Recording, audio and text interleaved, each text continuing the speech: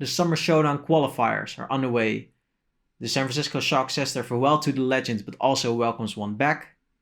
And the United States Department of Justice are looking into the soft salary cap of the Overwatch League. Hello, my name is Black Widow and you're watching the Overwatch Esports Rapport.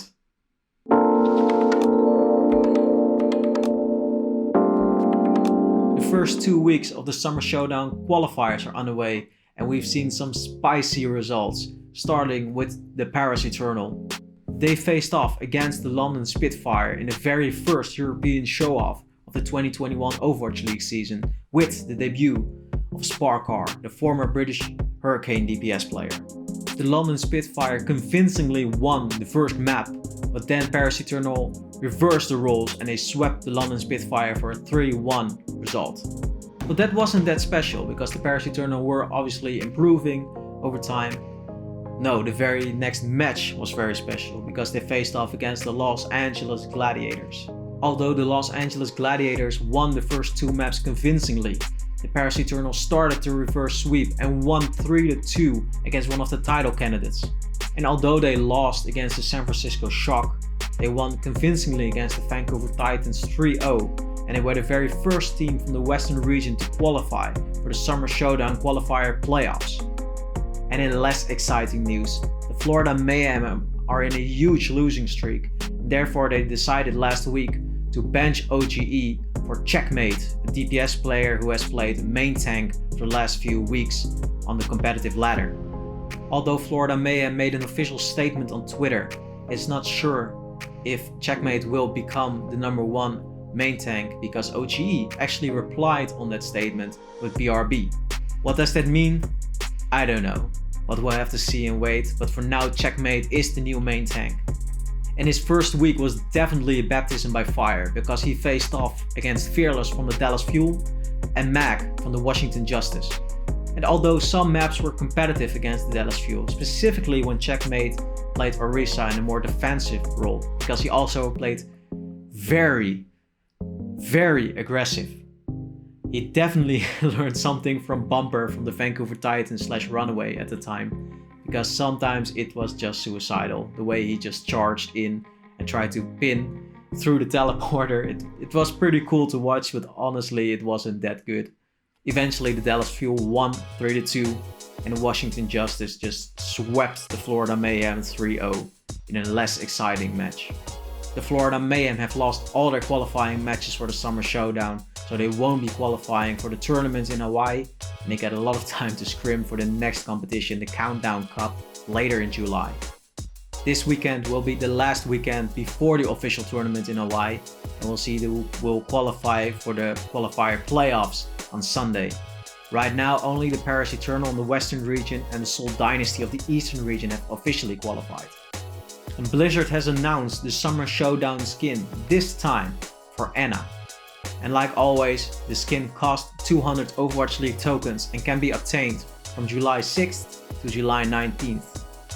We also saw a vote on Twitter for the T-Mobile Perks skin.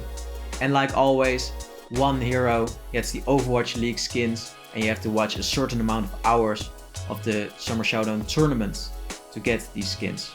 This time the vote was between Sombra, Symmetra, Lucio and the official winner D.Va. There hasn't been an official announcement yet, maybe there is right now because this was recorded earlier, but at least we know that D.Va has won. During the Summer Showdown we also saw a lot of transfers from the Overwatch League teams. Here's an overview. Starting with the San Francisco Shock because their star player Striker has officially left the team. The 2-time champion will be replaced by an old acquaintance of the San Francisco Shock, Ons, who became the champion with the San Francisco Shock last year. Unfortunately for Ons, he had to retire due to an injury, but now he's back after playing Valorant for the T1 Academy in Korea.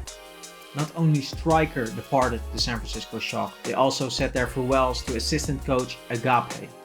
Houston Outlaws have parted ways with Flex DPS and main tank Hydration. The London Spitfire signed former Sheer Cold and Boston Uprising Academy coach Spillo for the assistant coach role. In the Eastern region, Godsby and Takoyaki have departed from the Hangzhou Spark. The NYXL has signed Kalios and Undyne for respectively the off-tank role and the coaching role.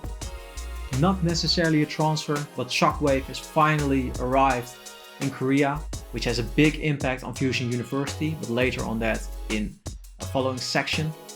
And the last news is about Elsa, the off-tank player for the Chengdu Hunters, who has decided to retire from Overwatch. There were some rumors that Elsa was forced to retire and that other players Jinmu and Amon were also forced to retire. But according to overseas correspondent Emily Tangerine, these rumors aren't true. Elsa also confirmed that these rumors weren't true on his QQ fan group. Is the Overwatch League in trouble? The United States Department of Justice is currently researching the soft salary cap made by the Overwatch League. For this specific subject, I've decided to not try to explain the situation. I don't want to confuse anyone with the information given because I'm not 100% sure that I've understood the situation clearly. That's why I decided to link the ogsource.esports in the description below. So if you want to know what is happening to the Overwatch League and why they are researching it, check the article in the description. And if someone from .esports is watching, thank you very much, and if you could, please explain the situation a little bit further in the description. It would be well appreciated. But now over to Overwatch Contenders July, Europe specifically. Like I mentioned before, Shockwave is now in Korea and has joined the Philadelphia Fusion, just like Poco, Funny Astro and EQO. This means that the Fusion University isn't necessary anymore to give these players playtime against competitive opponents. And although the Philadelphia Fusion or Fusion University hasn't made an official announcement, Jay Karu, the main tank for Fusion University, has said in his tweet that he's currently LFT and that his Fusion University run was over. On the official Overwatch Contenders July page on Liquipedia, we also see that Fusion University isn't a participant anymore.